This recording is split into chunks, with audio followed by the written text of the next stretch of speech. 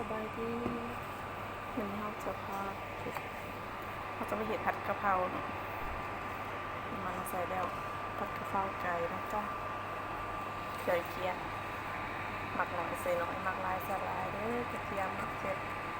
ทุกคนหมักลายกระเทียมสีไก่ที่กินคนเดียวโบราณมันผัดกะเพรา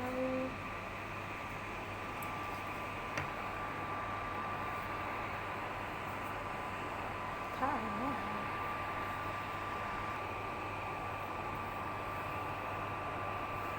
หอมแล้วมันก็จะใส่ลงไป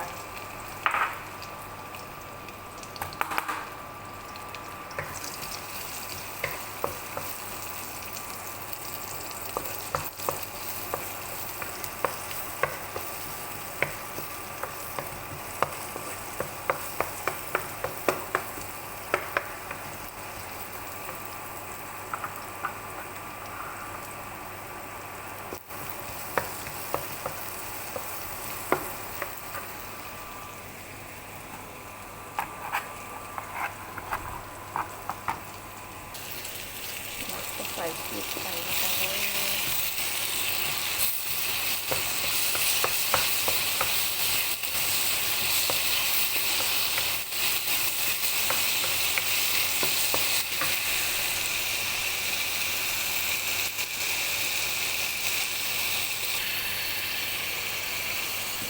มาที่นี่เขาใส่น้ำหน่อยหนึ่งเนาะ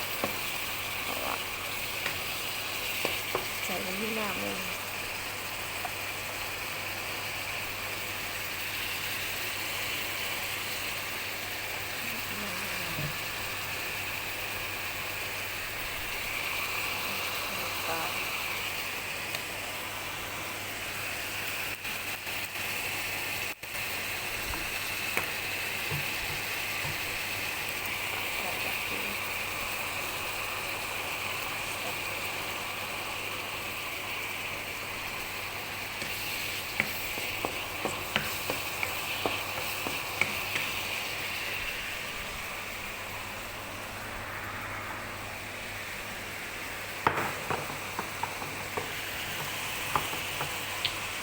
มันหอยแล้วนี่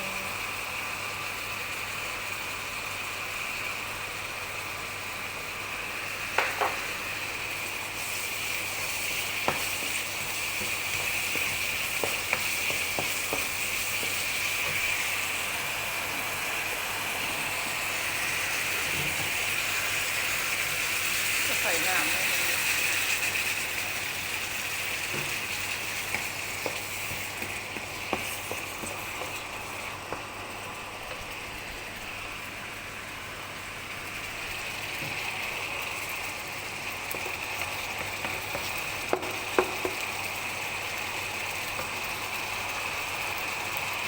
แล้วก็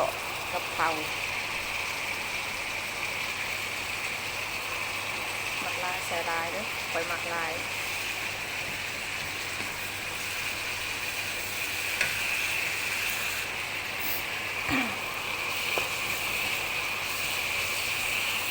คน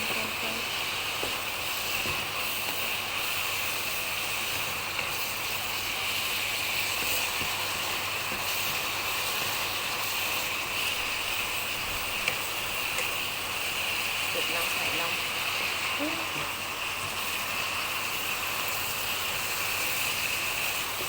แค่นี้ก็เสร็จแล้วกะเพราไก่เลย